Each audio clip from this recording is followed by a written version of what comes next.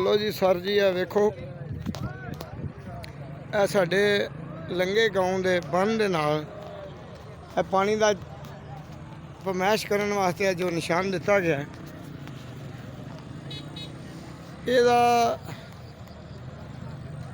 28 ਅੱਧੇ ਤੋਂ ਜ਼ਿਆਦਾ ਡੁੱਬ ਗਿਆ 728 ਜਿਹੜਾ ਨਾ 729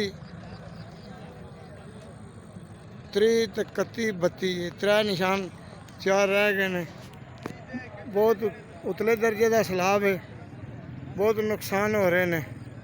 बड़े लोगों के माल डंगर फसलां जड़ियां देखो सारा पानी इको जिहा होया है। बंद के कोलों जिहड़ी पिंड वाल मार करदी है जिथों पिंड का पानी बाहर दरियाल सट्टी दा सी उहदे थल्लों पानी बड़े जोरों शोर नाल जा रहा है। अपने शायद नहीं भट्ट साहब ये खुद मतलब लगे ने और भी वाम लगी है। ये साढ़े चेयरमैन साहब जोड़े ने अवाम की खिदमत वास्ते बड़ी कुर्बानी दे रहे हैं। कहते पे आप उत्थे खड़े ने त्रोड़िया वास्ते वक्त तक बंदे टैलीफोन पे करते हैं। देखो जी बिच पानी दे वड़ के ते त्रोड़े पे लाते हैं। देख दियो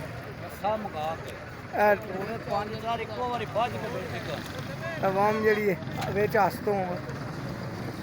ही छाड़ने कहते अवाम सारी अवाम जी है ना अपनी मदद आप के तहत क्योंकि मजबूरी बन गई है। सारा असी अवाम के सहारे ते लगे ने। अपने चेयरमैन साहब वक्त तक पिछा पिंड च अपने जियां फोन पे करते हैं ते सारे जी जड़े ने लगे ने। ठीक है।